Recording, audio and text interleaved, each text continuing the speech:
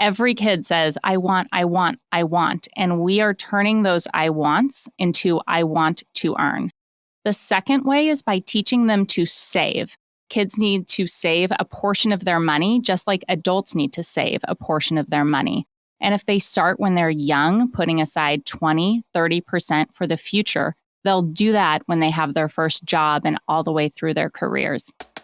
Welcome to the Military Money Manual Podcast, where every episode is all about achieving financial independence in the military faster than before. We believe personal finance shouldn't be boring or intimidating. Building wealth can be simple, and financial freedom is the ultimate financial goal. Now, here's your hosts, Spencer and Jamie. Hey, podcast listeners, welcome to another episode of the Military Money Manual Podcast. I'm Spencer Reese, your co-host of the podcast, owner of MilitaryMoneyManual.com, and author of the book, Military Money Manual. Today, my co-host Jamie and I are talking about healthy money habits for children and military families. We're honored to have Annie and Nicole from My First Nest Egg. That's myfirstnestegg.com, or in the Google or Apple App Store, My First Nest Egg app. These two moms developed the app during COVID to teach their kids about money and have some really incredible lessons that Jamie and I think you'll enjoy. They even have a special deal for our listeners, and you can use promo code Military Money to get a free, that's right, a 100% lifetime free license to their app if you use promo code Military Money. But it's only for the first 300 subscribers. So head over to myfirstnestegg.com or in your app store, My First Nest Egg, and sign up using promo code Military Money. And that's a free license for military families. So thank you so much to Nicole and Annie for offering that incredible discount to our listeners. The three main ideas for today's episodes are building your children's financial education, teaching your kids good habits that are bigger than money, and how money habits are set by age 7, a statistic that totally blew my mind when I first heard it. Hey, if you get value from this podcast, the easiest way you can say thank you is to leave us a 5-star review on Spotify or a review on Apple Podcasts. We're almost up to 40 reviews on Apple Podcasts and nearly 100 5-star reviews on Spotify. So thank you so much for that. It really helps grow the podcast, get the word out there, and let other military service members, military spouses, and military families know about the things that we're talking about on this podcast. Annie and Nicole, thank you so much for coming on the podcast. We're super stoked to have you. Can you tell us a little bit about yourselves and how you guys got started in financial literacy? Sure. Thanks so much for having us on. We've been really looking forward to today. I'm Nicole, and I'm here with my best friend and business partner, Annie. We are first and foremost moms. We have 7 kids between us, all 12 and under. And about 2.5 years ago, we discovered that our kids were financially illiterate in the worst ways. And finding this out, we set off on a mission to find an age-appropriate solution. And when we couldn't find one, maybe it was COVID, maybe it was being locked down with 7 kids, but we decided to make one. And since that time, we've been rolling out our company, My First Nest Egg, to give kids healthy money habits right from the start, really geared towards ages 3 to 12. So how did you take that idea, Annie, from the problem that you had and turn it into an app and a business about financial literacy and making it better for kids? Well, as I'm sure you know, the world is just going increasingly cashless, and we move around a lot. So we knew that whatever solution we came up with for our kids had to move with us, and it had to teach them how to be money smart in a cashless world. So, of course, we looked towards the app kind of platform to work with that. And when we looked out, we found a lot of apps that had debit cards associated with them, but we really needed one that worked for little kids who didn't need debit cards. And that's why we decided to develop our own that focused on digitizing the bank of mom and dad and digitizing kind of the old chore chart in a way that was actually easy and usable for parents. One of the things you told me was that financial literacy and money habits are set by age 7. Is that right? I was blown away by that. And how did you take some of that information and reference the experts you have on your board to develop the curriculum? You are not the only person to be surprised by that statistic. It is a Cambridge study from a few years ago. Money habits are set by age 7, and kids as young as 5 have an emotional reaction to being a spender or a saver. Wow. So it is truly incredible. So really, if you don't hit them during that window, you are fighting bad habits for the rest of their life rather than creating good ones when it really counts. Money is a language. And I think if you think about why kids are so good at learning new languages, it's the way that their brains are working at that time. And so if you think about money as a language and how we learn, it makes total sense. But it is amazing. Everyone is shocked by that statistic. So, what are some ways that you guys teach kids about good financial habits, both through the app and then also just like day-to-day interactions? I would say everything starts with earning. The main goal we have with our app and our company is to teach kids to say, I want to earn instead of I want. Every kid says, I want, I want, I want. And we are turning those I wants into I want to earn. The second way is by teaching them to save. Kids need to save a portion of their money, just like adults need to save a portion of their money. And if they start when they're young, putting aside 20, 30% for the future, they'll do that when they have their first job and all the way through their careers. And finally, it is so important for us to teach kids to be generous. Generous people are 40% more likely to be happy. So our platform very much encourages generosity, not only donations, but also by tracking acts of kindness and community service.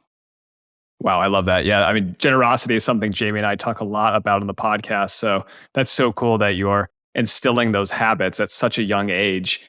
For the kids, I mean, they probably don't even notice that it's happening, right? It's not like you're sitting them down and lecturing them. You're just creating this environment and they're going and playing in it. And they realize that, oh, when I'm generous, good things happen and I feel better and I'm a better person.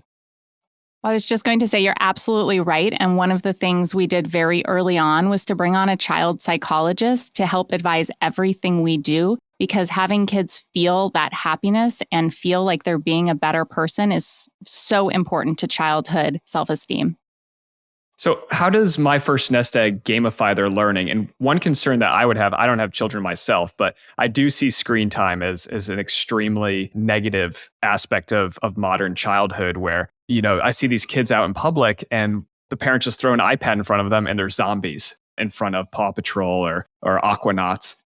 One thing I would be concerned about is if my kid was using an app and, it's pinging them with notifications and it's gamifying it to the point where they're hooked on it. Is that something that your app does, or have you taken a different approach?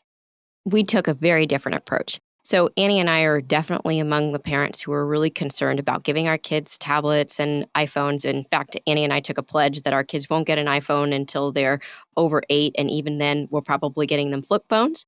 But we knew that the world is becoming digital, and we had to be smart about how to teach kids about money in a digital world. What we created with our app is a gamified platform, and I'll tell you a little bit about that in a second. But the interactions that kids have on the My First Nest Egg app take maybe 30 seconds to 2 minutes per day. Wow. And we really tried to make it concise and fun. So one of the ways that we've gamified earning is through puzzles. Other chore apps have a check the box, you complete a chore, you check a box. What we've done is parents and kids set up a puzzle for earning, whether it's for their weekly allowance or something they'd like to earn. You take a picture of it, and that puzzle is shattered into an age-appropriate number of pieces or based on the goal. And as kids complete tasks, they're awarded a puzzle piece. And so they actually get to watch their goal become a reality one piece at a time. And one of the really great things about a puzzle is it teaches delayed gratification, which is one of those indicators that's so important to being a successful adult. One of the other ways that we've gamified our platform is we saw kids on Roblox, we saw kids gaming and having a lot of interactions on video games and competing that way. Well, instead, we wanted them to compete for things that were really important. So our social leaderboards allows kids to see where they rank in terms of how many chores they did this month compared to other kids, how many acts of kindness they did, and how many instances of savings. We never talk about the amounts, but just the act of putting away money. So we have 10-year-old boys who are in stiff competition to see who's making their bed the most. And moms are really excited. That's awesome. I think I see a lot of aspects in your parenting style that are similar to mine, and I love it. What about different age levels? So I have an 11-year-old and a 3-year-old and another one in the middle, but the way that I teach financial literacy is very different between two age groups. So how do you balance that if some of our listeners might have, 4 or 5 kids at different age levels and different stages of development? Our app is fully customizable depending on the age of the child. So you're right, 3-year-olds think in a very different way than 11-year-olds, and they might be a lot more visual. So 3-year-olds tend to love to see the puzzle pieces actually snap into place and love to watch the puzzle come together. Whereas our 11, 12-year-olds, they don't care quite as much about that. What they love is getting the notification that money has been added to their account when they completed it. Also, the chores are completely customizable. I have a little boy, he's 5, but one of the chores he's been doing since he was 3 is just neatening up the shoes on the shoe rack. So that's something he earns a puzzle piece for, whereas the older kids need to empty the dishwasher and put all the dishes away. So children earn very differently depending on the ages, and also you can customize what you give them. A 3-year-old probably wants to earn a piece of candy or a Kinder egg or a little dollar store toy, whereas your 12-year-old or your 11-year-old might want to earn money. So it's fully customizable depending on what the kid wants to earn. They can even earn screen time on this, movie time, anything. However your child likes to earn, it will work for them. Very cool. What are some barriers as you've talked to parents that are trying to teach about financial literacy and do better for their kids? What are some barriers that parents experience as they're trying to make the next generation better than the way that our parents taught us about money? So I would say consistency is one of those things that we generally see. Star charts work when teaching kids good habits. And it's us as the parents that always fail the process because it's hard to stay consistent. You are away on Saturday when one of your kids does their chore and you forget to mark it off. And suddenly, if they're not being rewarded for it, it starts to fall to the wayside. So consistency is so important. And that's why we put it in the form of a digital app. So parents, no matter where you are, if your kid has completed their chore, they can request it through a view-only mode. You can accept it whenever you want. We tried to make that as easy as possible. The other huge barrier is a lot of parents feel insecure about their own money IQ.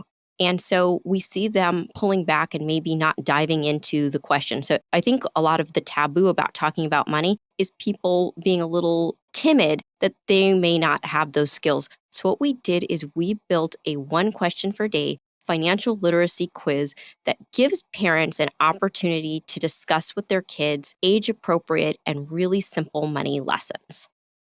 So is the app customizable? Because one thing that I remember from my childhood was we didn't get paid for chores. Chores were basically the price of admission to the family. Like my dad went to work, he made the money. My mom looked after the kids and made sure we got to school. And then the kids had to, empty the trash or mow the lawn. And that was just part of being part of the family. So we weren't paid for that. But as members of the family, we basically had like a profit share. Like we received an allowance and that was every week, no matter, it didn't depend on your behavior. You just received an allowance. So can you customize the app to those 2 different approaches?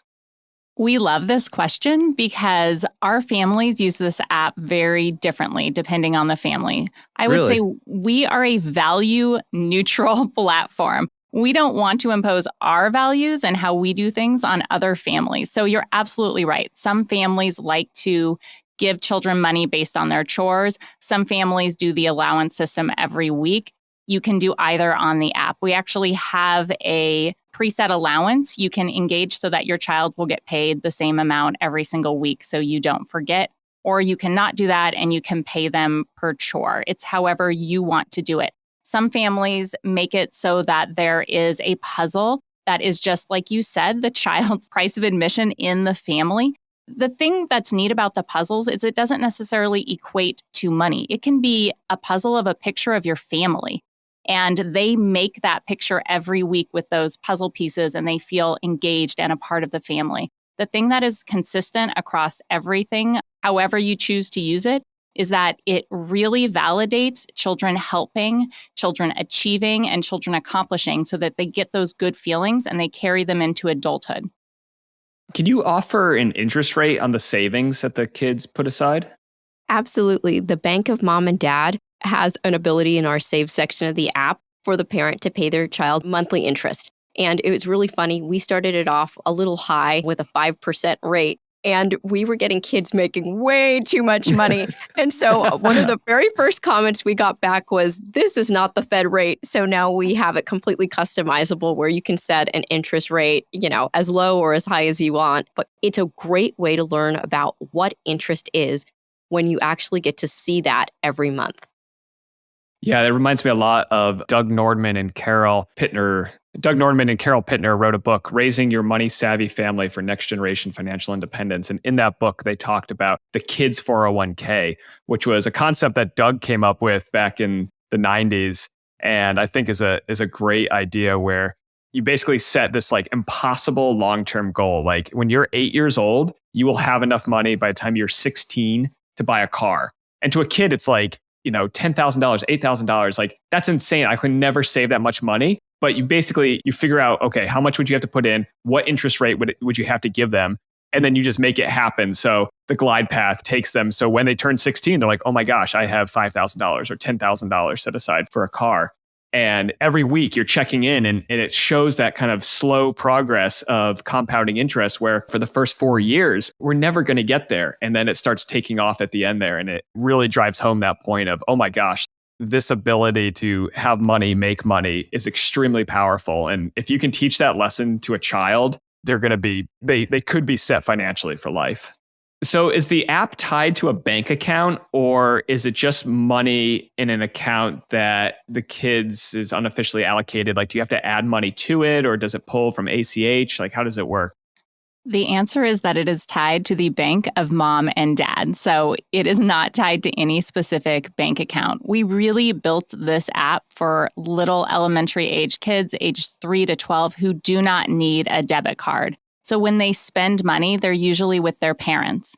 Parents can buy the thing they want on their card and go in and easily debit it out of their account, and they see that debit on their side. One of the reasons we did this is because when Nicole and I were first looking for this app before we decided to make one, Nicole kept complaining every time she had to sign up for a platform, it was asking for her social security number to put in her bank account information. And she would not do that. It was a big barrier of entry to people who aren't comfortable with that. And my husband's ID was recently stolen. So this is even more sensitive to us now. We want as little information as possible. We just want it to be easy. Think about it as the first bank for kids before they need an actual debit card.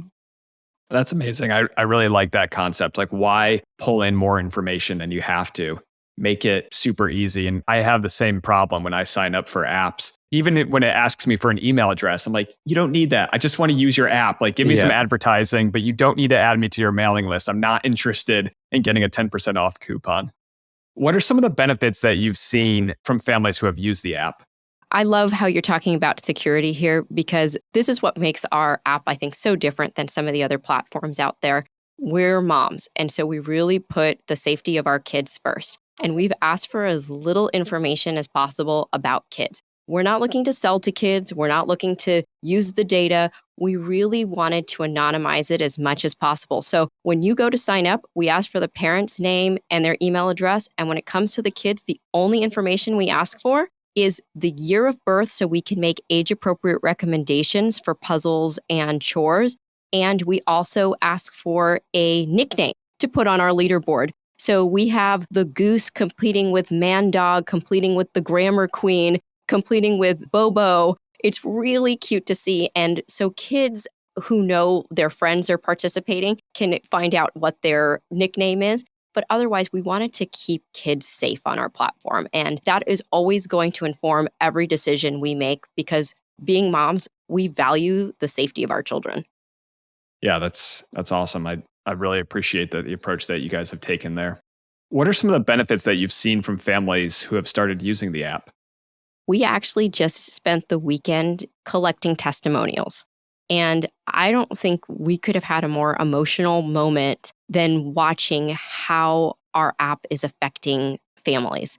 We had a mom who just simply cried because she said she was transitioning from being a stay-at-home mom to back in the workforce and knowing that she was going to need help and getting her kids to participate in helping around the house.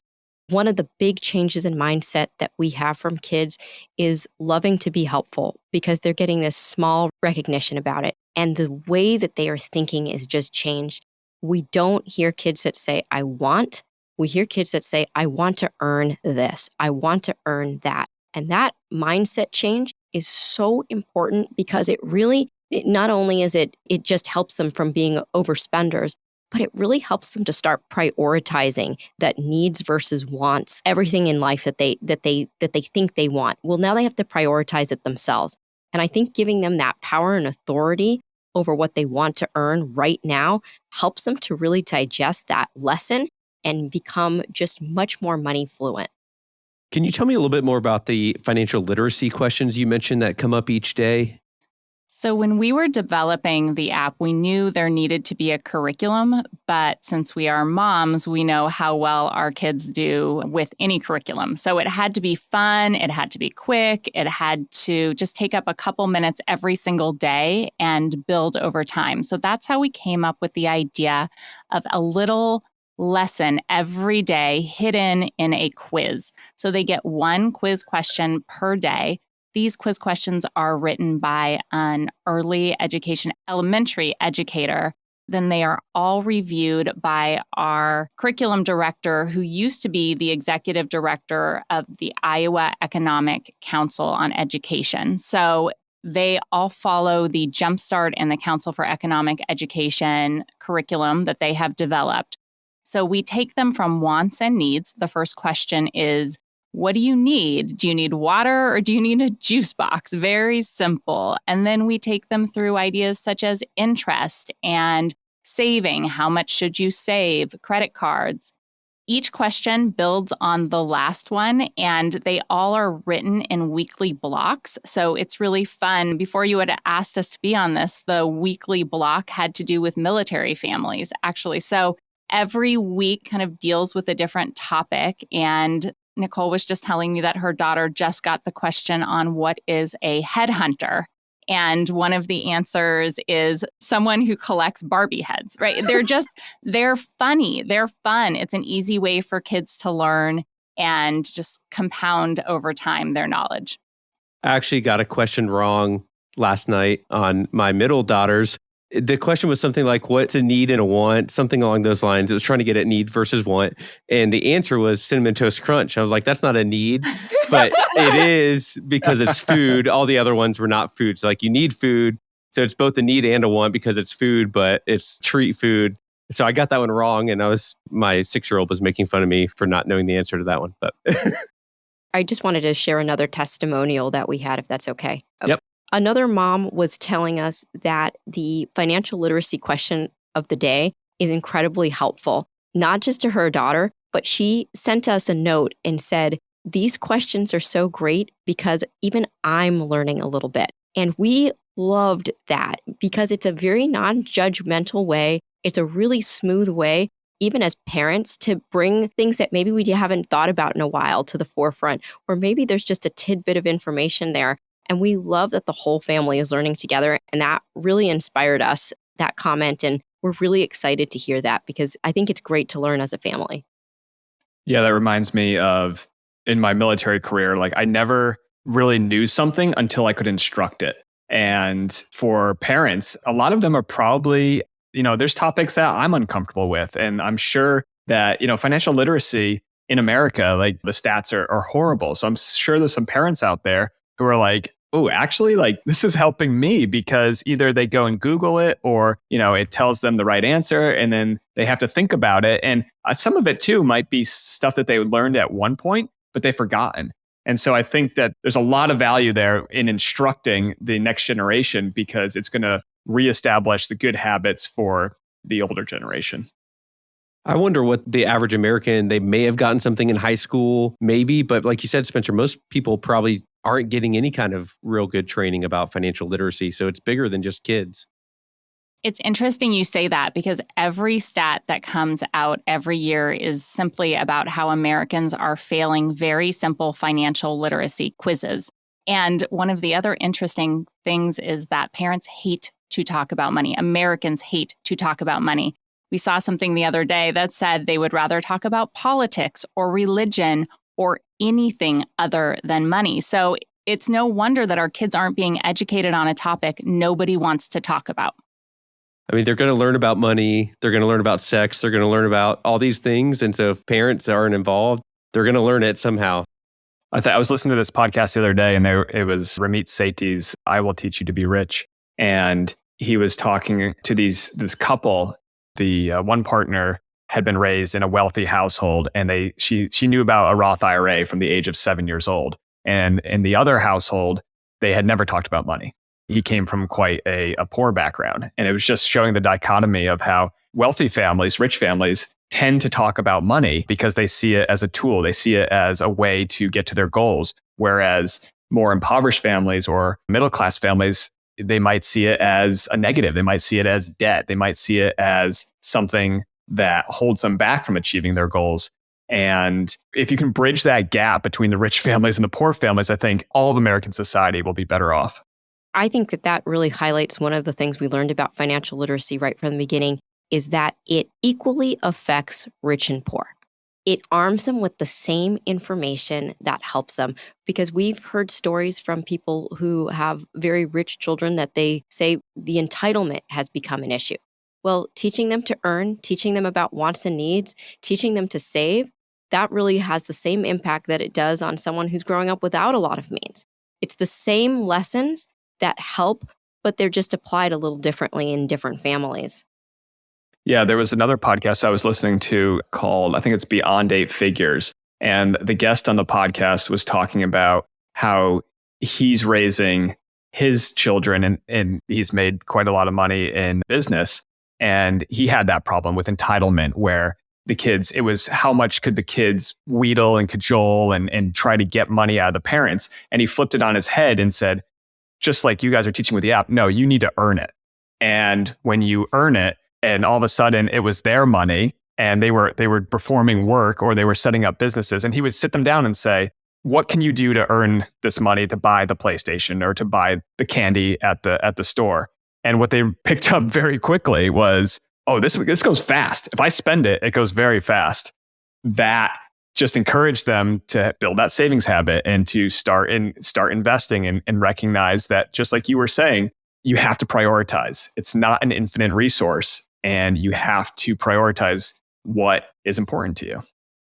It's interesting you say that, because we have been hearing from pretty much everyone we talk to that this next generation is actually very good at saving. And do you want to know why?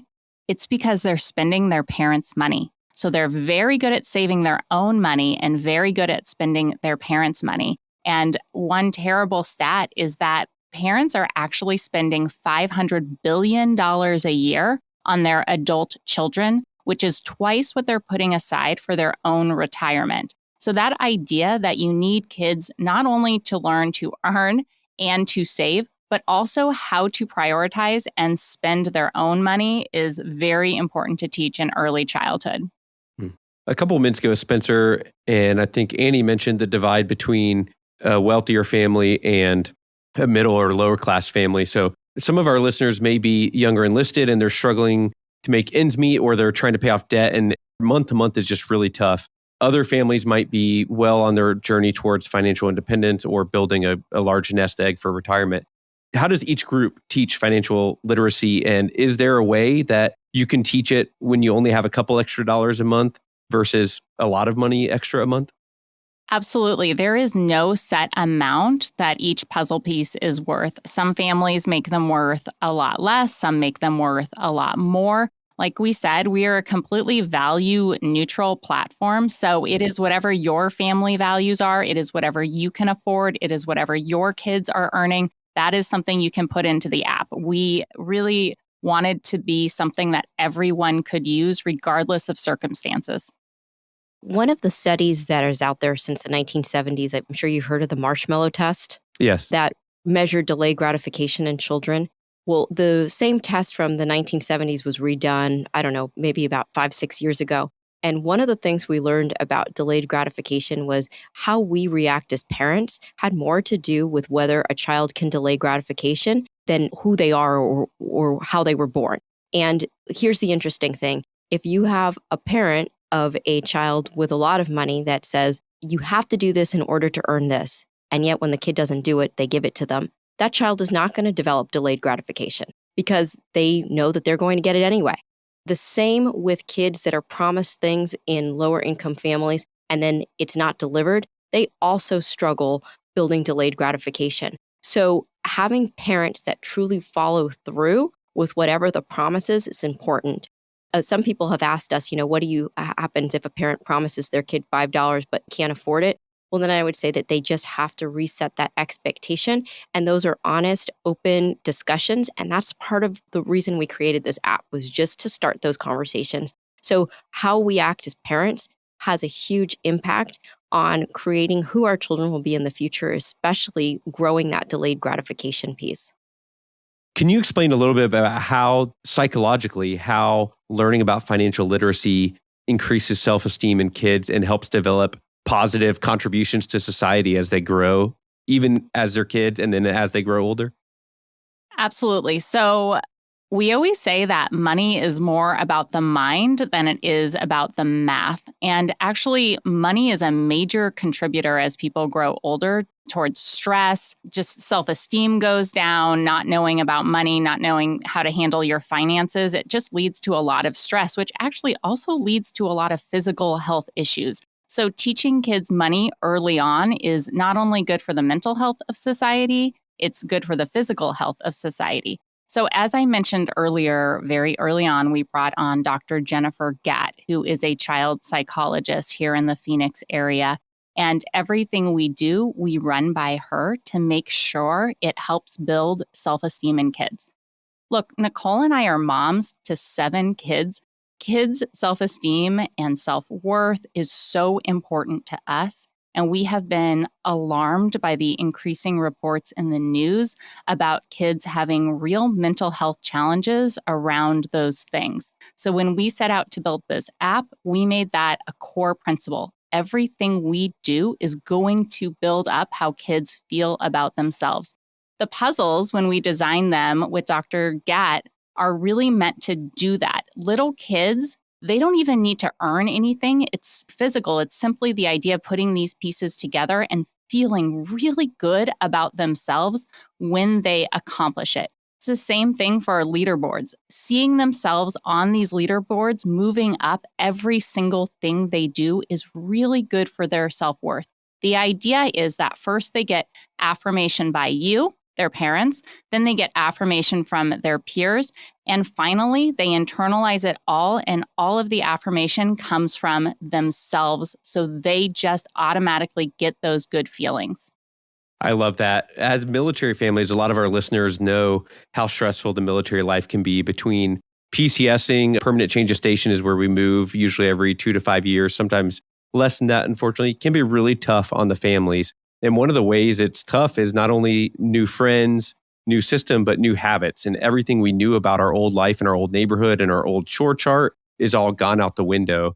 And so having tools where parents can transcend duty stations and moves to a new house where the habits are the same is really powerful, I think. One thing I wanted to mention, since you just brought up habits, is that the app isn't only for money and it's not only for chores. It is also about building other good habits. So we have parents using this to stop nail biting or to have their kids just be a little bit more affable so they're able to look people in the eyes and say hello.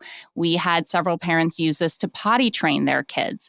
Essentially, any type of habit you want to build or any type of habit you want to break, you can do it with the app and with the puzzles. I have a soft spot in my heart for people who have to move a lot growing up. My parents were home flippers from the 1970s, and I moved 21 times before I was 18 years old. My heart goes out to people who have to move because it's a lifestyle. And the one thing that my parents were excellent at is creating consistency.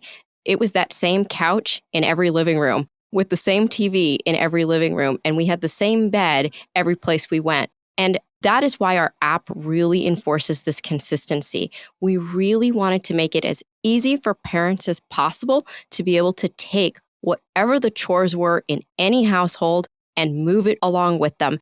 You can be traveling that day and kids still need to make their beds. They still need to be helpful. They still need to do these things. And we just know that by empowering parents with something that allows them to be consistent is a gift for their kids' future. We just wanted to make it easy. And it's one click of a button to accept or reject something that your kid has requested in terms of, I made my bed. Well, I know my son, I have to go verify. My two daughters, I can tell, I know that if they've requested a bed made puzzle, that they've probably done it. So consistency and giving parents that gift of making it easy was a really big piece for us.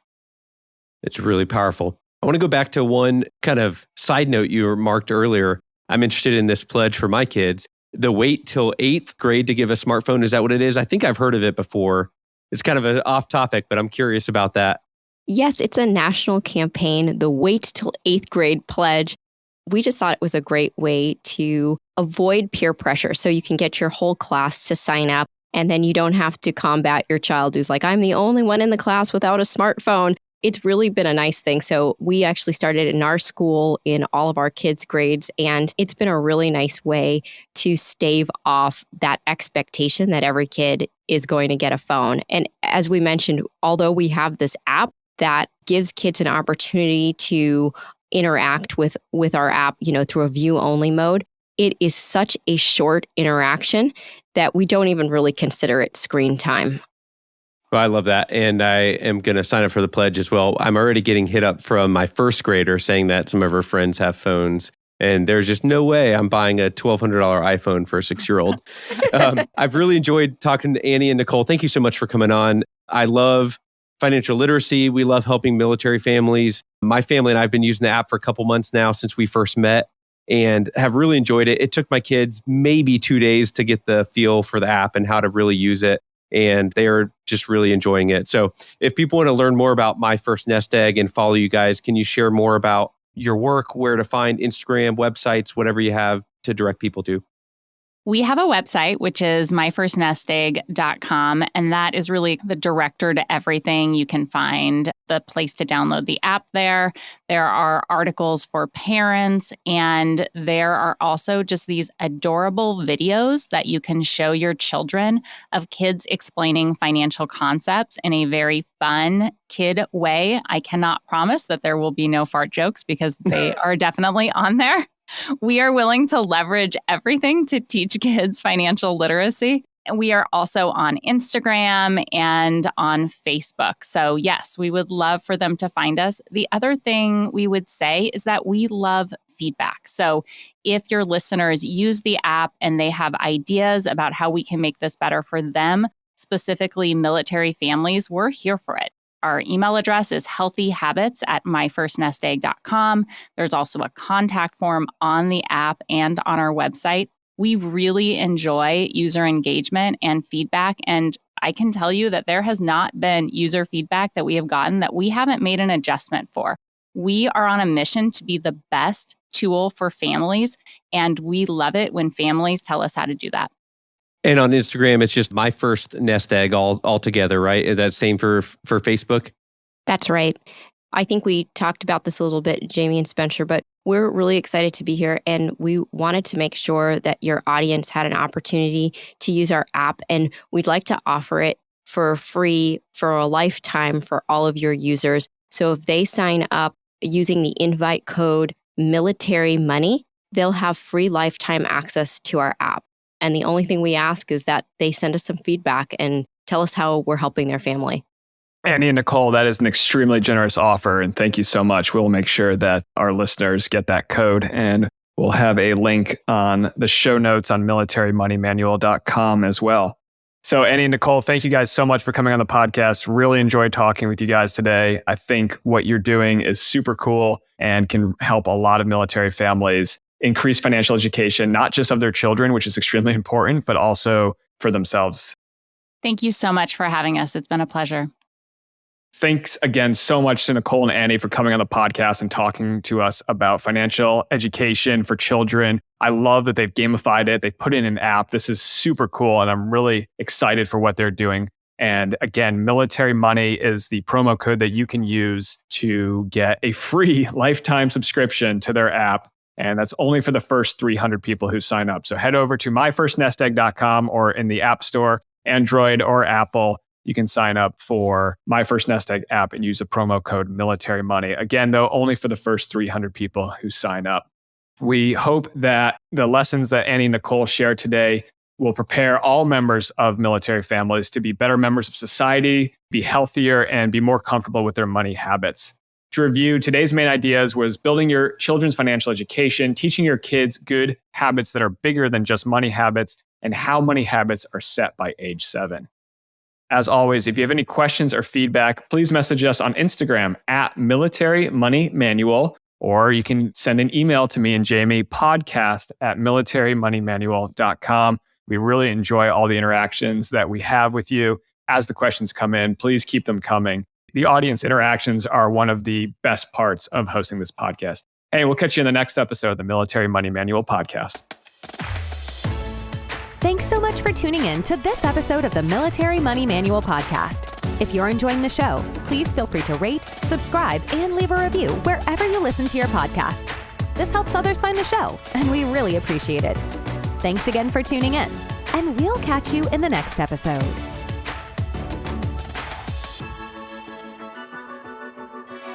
Hey guys and gals, Spencer here again. Before I let you go, I want to let you know about 2 things. First, my 100% free course. It's called the Ultimate Military Credit Cards course, and you can sign up today at militarymoneymanual.com/UMC3. I've been running this course for over 4 years now, and we just celebrated our 7,000th graduate. In this course, I walk you through an absolute beginner's guide to travel hacking and opening your first fee-waived credit cards in the military. Again, you can sign up today at militarymoneymanual.com/UMC3. It's 100% free, no spam, and you can unsubscribe at any time. Second, my book, The Military Money Manual, A Practical Guide to Financial Freedom, is available on my website and Amazon today. Head over to shop.militarymoneymanual.com, or if you want the Amazon version, search Military Money Manual. This is the book I wish someone had handed me on my first day in the military. In this book, I cover the exact money tactics and investment strategies I used on my path to achieve financial independence while I served in the U.S. Air Force. The book is the best personal finance book specifically for you, whether you're an active duty, guard, reserve, a military spouse, enlisted, or officer. Any ROTC or Academy cadet can benefit from the tactical and strategic advice I lay out in the book. But don't just take my word for it. Here's 2 reviews of the book. Ryan on Goodreads.com wrote, "The most comprehensive investing personal finance book specifically written for military members I've read so far. This book should be handed to every new LT at commissioning." Matt on Amazon said, "This book is incredibly straightforward, easy to understand, practical, and useful. This book should be on the Commandant's reading list." Thanks, Matt. If you're interested in the book, head over to my website, shop.militarymoneymanual.com. And podcast listeners can use promo code PODCAST to get a special discount on the ebook, audiobook, and hardcover book. You can find the audiobook on Audible, the ebook on Amazon Kindle, and the hardcover book on Amazon. Or again, head over to my website and use promo code PODCAST for a special discount. Thanks for listening.